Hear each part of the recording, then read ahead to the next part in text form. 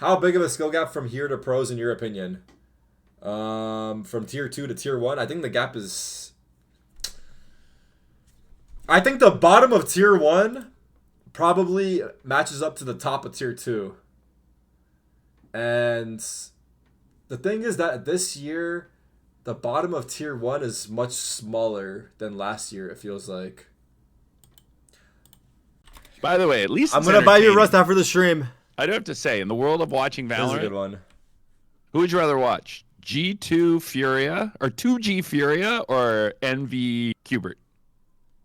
Is that even a question? Yeah. Right? I was saying earlier that the top of tier 2 probably stacks up against the bottom of tier 1 pretty well. Yeah, I think so. Like, I don't know. I want to say, yeah, I don't know. I can't rate those teams well enough because 2G, we only saw them play like 2 games. And they just got smoked. They didn't win a map, did they? Yeah, I think they lost out. I think not only did they not win a map, I think they didn't score many points ever. Yeah, it was not pretty. I think they made a roster change coming into this season, though. Well, the problem is their best player. It's like the envy issue, right? Where their best player is underage, right? Yeah. Yeah. 2G's best player is not. It turns 18 in like June or something. And towards the end of the year as well. It's like, damn. But he's in the U.S., I'm pretty sure. He's like waiting. Yeah, I think he rolls in split 2. Galbera. Gobzera? It was a fun map. Even though we lost, it was a fun map. LZ, he's on LBS on Val. You can't play VCT. You have to be 18 plus to play in the franchise league. So. Yeah, you have to be 18 to play in VCT. The first year they grandfathered in the people who were playing the year before who were 17. So like Zekin started when he was 17. But going forward, you have to be 18 to be a pro. Anyone know what happens to the rankers team? Since you have to move to LA. So they basically want everybody to be an adult since you have to physically come to LA. You should finish high school before you make such a big life decision. I think you should finish high school before you do anything. Like at the bare minimum, right?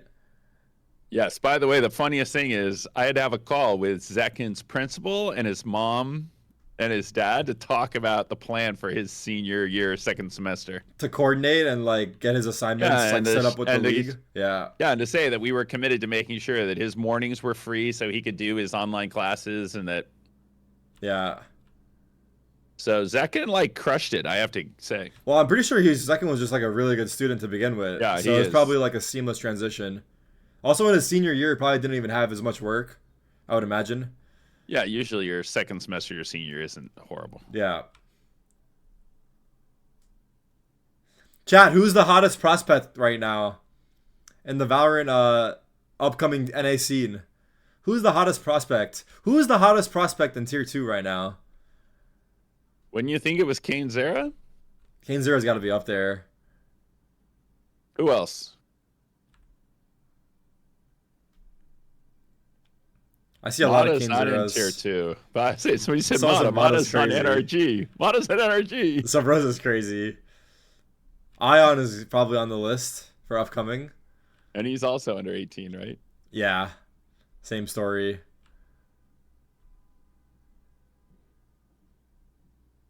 They should, so like they have the leagues like, they should do like a league where it's like 28 plus.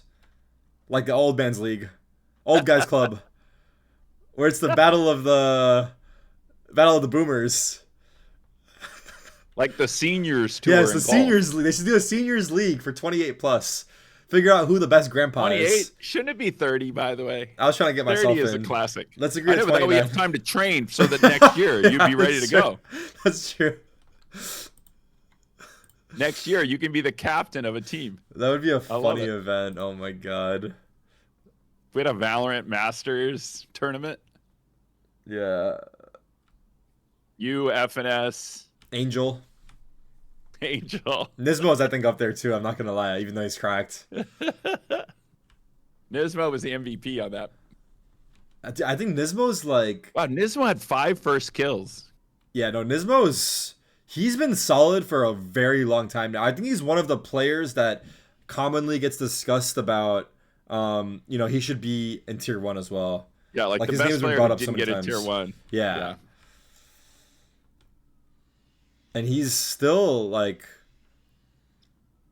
I wonder if teams look at Nismo and it's a question of like, since he's in his older years, like his commitment, but I feel like he's showing his commitment by playing at such a high level and doing it for a long time now. So let's see. Yeah, and playing now, right? Like, I think he's the kind of player where if a team needed a player for split 2, right? That he's somebody that you could feel confident could come in and like slot in pretty easily, right? He's been competing in Valorant for so long.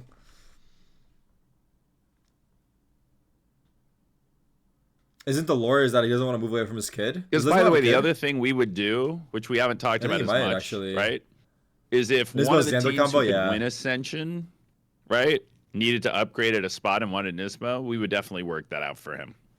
Oh, one of the teams like going into the Ascension tournament. I see. Right, like if you were one of the teams that were going into Ascension and you felt like you had one player you could upgrade, Nismo is definitely that guy who's been there. That'd be crazy to see though if you qualified for Ascension and you made a change, right? No, I'm saying before this, like as you go into the finals of it, getting closer to it, yeah.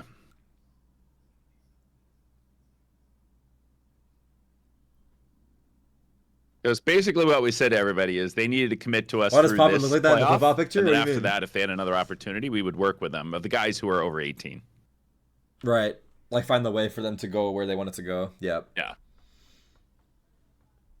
Sentinel's Academy. That kid is just so clutch. What is the best way you would explain it, Rob? Like Sentinel's Academy team, because we can't ascend. So like people are like, why? If someone says like, why is Sentinel's doing this? Like, what would your response to that be? So there's 2 key things. One is for players who are not 18, right? That we can sign them and develop them where they can't play in the VCT. So like both Knights and Redux aren't 18, so there's nowhere else they could play, right? So that's one. And the other is like supporting the scene, because like your stream today had 20,000 people watching an Academy match. Yeah. And so, and it gives these players an opportunity to like shine, and other orgs have the ability to sign them. And then we've been selling Cubert merchandise to your chat. But so your chat is basically financing Cubert so we can support tier 2. That's what's been happening. So it's a great way to foster and showcase new talent. And also like the biggest thing is like the player buyouts, which is like probably the most shocking part to people, is extremely reasonable from my understanding. Or yes, all the buyouts are 10K or less. Yeah, so basically this is a good opportunity for, and that's like in the scene of esports, like players are getting bought out for over 100K easily, like especially if you're tier 1. I mean, we've had close to 7-digit buyouts for people. Yeah, and the hardest thing is teams that think they could win Ascension, it's really hard to get buyouts because they don't want to give up on those players. Right. Right. So if you're a tier 1 team and you want a player out of challengers and it's one of the top teams, it's so hard because you're like, wait, I think we can win Ascension. Well, then they should win and fall into love. They should win and get it. Yeah. Like NRG had to buy out a player from Shopify. I don't know what they ended up paying, but I assume it was a reasonable buyout. Right. Like heftier than 10K for sure. Like more than 10K, I would imagine. Yeah. Yeah. And so a lot of it is, like I said, supporting the scene, and we've managed to sell a bunch of Cubert merchandise between the hoodie and the t-shirts and the Cuberts. That's how we're paying for the team, guys. So everyone that's bought Cubert merchandise, that's essentially the funding. Go buy a hoodie, go buy a t-shirt. It's the funding for the Cubert Academy. So, I mean, the Cubert plushie is still sold out, I believe. So thank you guys. Yeah, we are now finally back in production. We had to get all those jerseys made. So Cubert's coming back soon. And so Cubert will be back soon. Yeah, like the one question some people in my chat are asking is why didn't NRG look at Nismo instead of Rock, but he's somebody their players knew, so you start there for better. It was controversial at the time, but I'm sure Nismo got looked at multiple times. Scuba, look at that. Scuba 25 and 18. Yeah, kind of our clutch man.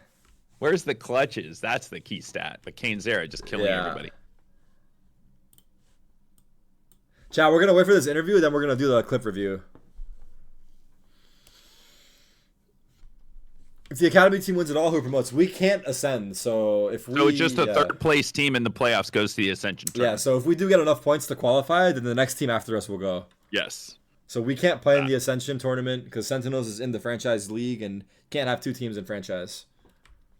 But if they want to change that rule up, then hey, might be a little crazy though.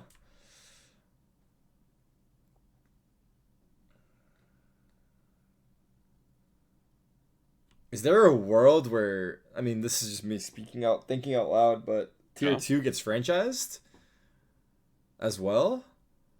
Like a different franchise of its own, or is that too crazy? That's probably too crazy, right? You know what Leo was talking about is potentially doing like last chance qualifiers where like Tier 2 teams could qualify for a major. Oh, yeah, that would be exciting. Right? And have like a tournament, right? Exclusively for Tier 2, or is it like an open tournament? Where you have the middle teams from Tier 1 and the Tier 2 teams playing a tournament where you give 1 or 2 spots to a Toronto kind of thing. That would be awesome. He was saying that's one of the things they're talking about for next year, but he was spitballing a lot of ideas, but that was one of the crazier ideas of like, hey, here's a way that Tier 2 could... I think that's exciting, though. That would be so exciting to see I guess it would be 1 team from each region, but yeah, like if it's a 12-team event, you get your 8 teams, 2 from each region, then you get your last 4 from last chance qualifiers. Yeah, so that was one of the ideas he was talking about, but it was like I said, he was spitballing. Yeah. Are they doing the interview here? I know, it's happening. She's been around the FPS scene for a bit. They're just analyzing, I guess. Cinderella narratives are the best in esports? You're telling me. Agreed.